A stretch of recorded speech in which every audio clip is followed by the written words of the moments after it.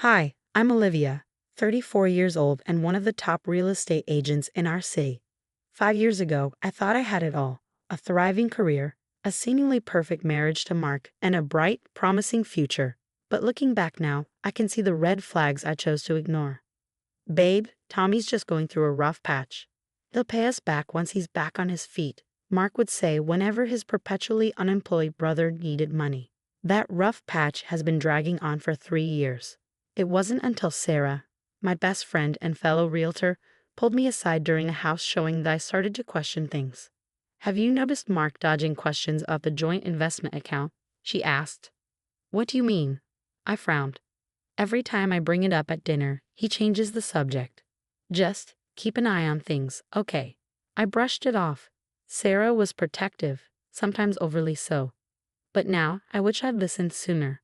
The turning point came last Sunday at Patricia's house, my mother-in-law. I overheard a conversation that made my stomach drop. "Mom, I need you to cover for me again. Olivia's been asking about the transfers."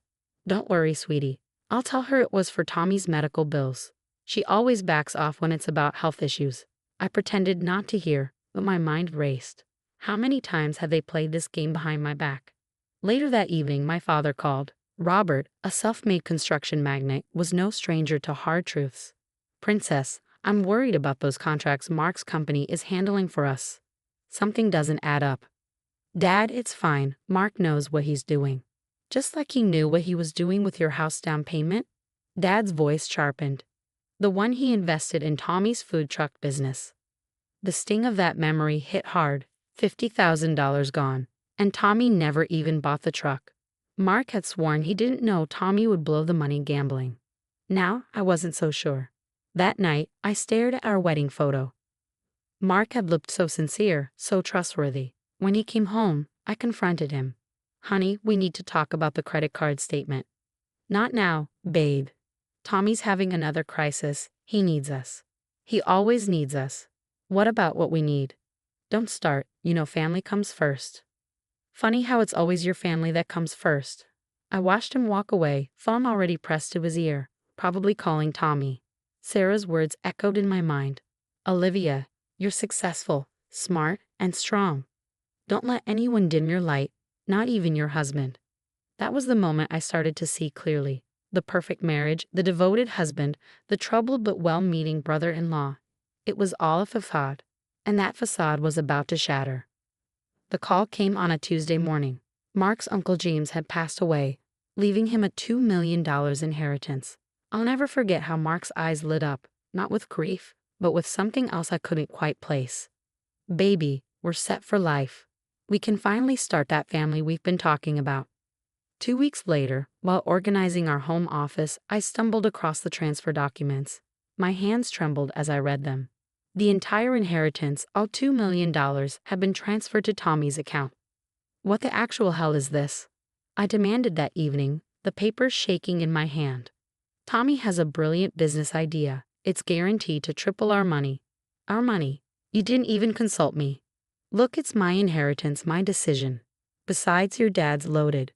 Why don't you just ask him for your share early? It'll balance everything out." I stared at him stunned. "Are you seriously suggesting I ask my father for money because you gave away your inheritance to your deadbeat brother?" "Don't call him that. At least my family sticks together." I didn't say another word. But in that moment, I knew this wasn't a marriage. It was a sinking ship, and I was the only one who could save myself. Sarah and I spent the next week combing through financial documents. What we uncovered made my stomach churn. "Look at these," Sarah said, pointing to her laptop screen. 3 hidden credit cards, all maxed out. And these loan applications. $50,000 here, $30,000 there. None of it registered to your joint accounts. It's all going to Tommy's so-called ventures." She met my gaze, her expression grim. "He's been planning this, Olivia." I drove to Patricia's house, hoping for answers. Big mistake. "You ungrateful little witch," she snapped as soon as I mentioned the money. "After everything we've done for you." "Done for me?" My voice shook with anger. "Your son has been stealing from our marriage for years." "Marriage is about sacrifice," she hissed. "Tommy needs this chance. His new crypto investment platform will change everything." "Crypto?" He told Mark it was a chain of gyms. Well, maybe if you weren't so focused on your precious career, you'd understand that family matters. I left Patricia's house in tears, but they weren't sad tears anymore. They were tears of fury. My phone buzzed as I got into the car. It was a text from Tommy. Thanks for believing in me, sis. This investment is going to make us all rich. That night, Mark stumbled into the house, reeking of whiskey.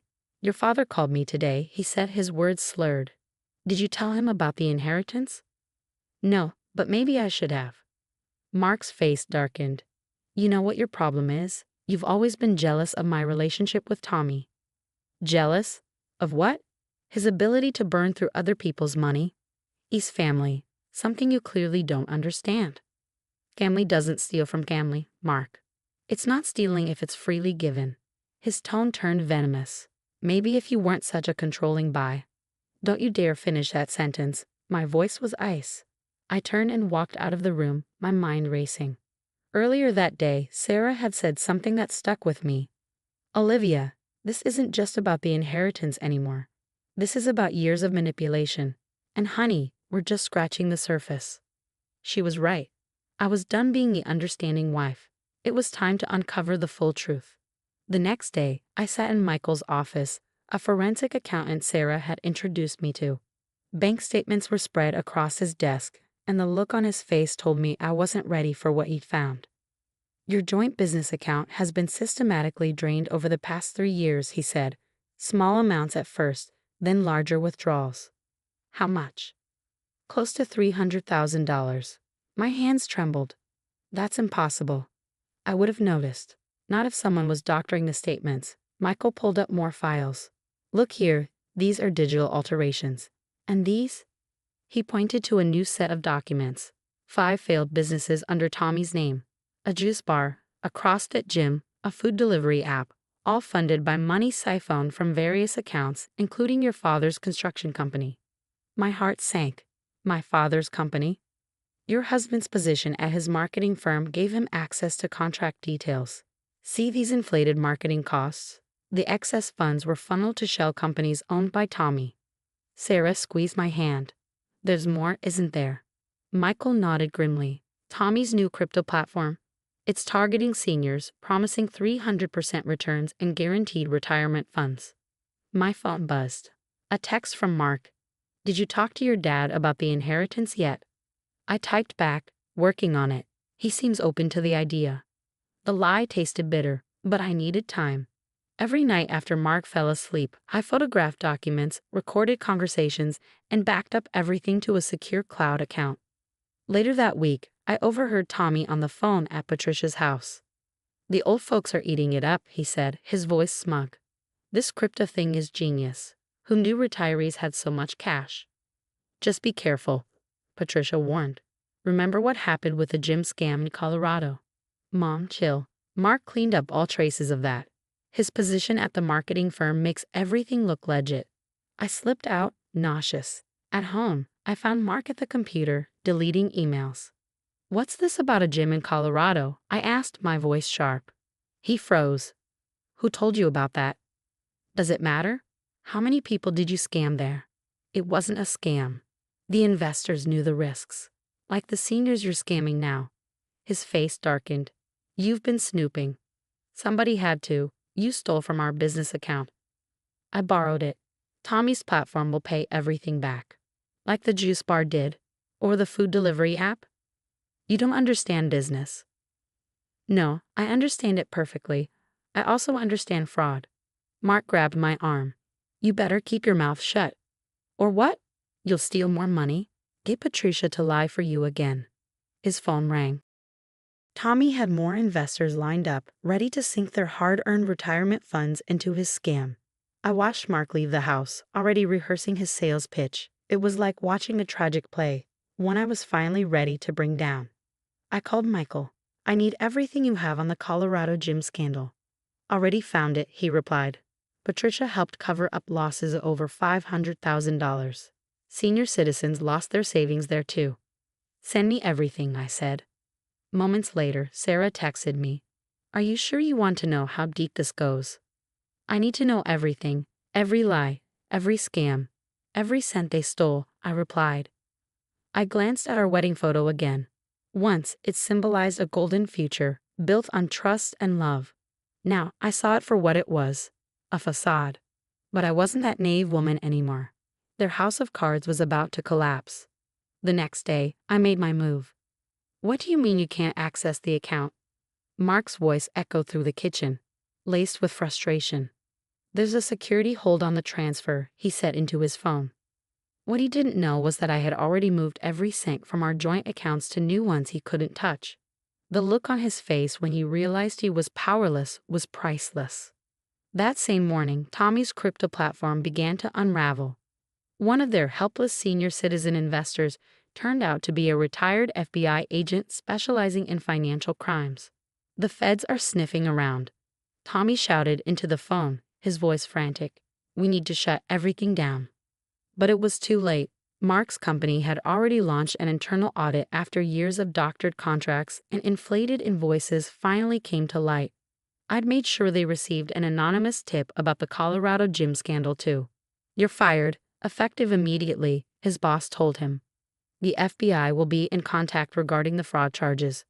By the end of the week, the inheritance money was gone, and Tommy's crypto platform had collapsed, taking every last cent with it, including Patricia's retirement savings. She had invested heavily in her precious son's scheme. I filed for divorce the same day Tommy was arrested. Mark showed up at my office later, desperate and disheveled.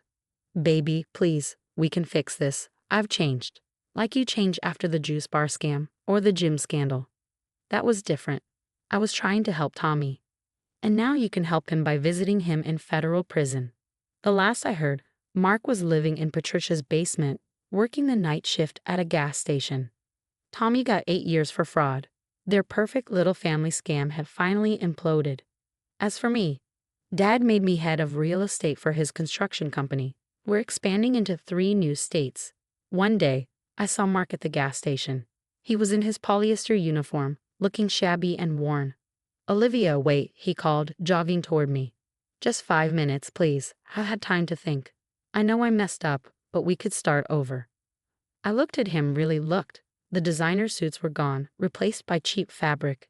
The confident smile I once fell for was now desperate and pleading. The thing about second chances, Mark, I said, is they're for people who learn from their first mistakes, not for those who spend years perfecting their scams. I've changed, I swear. No, you haven't. You're just sorry you got caught. I walked away, his voice calling after me. 5 years ago, I might have turned around, but I wasn't that woman anymore. As Sarah and I drove off, she grinned. Commercial property's looking pretty good right now, huh? Everything's looking pretty good right now, I said. And for the first time in years, it truly was. If you discovered your spouse had secretly transferred their entire $2 million inheritance to fund a family member's scams, what would you do? Would you stay quiet and gather evidence like I did, or confront them immediately and risk losing the chance to expose their entire web of lies? Share your thoughts in the comments below.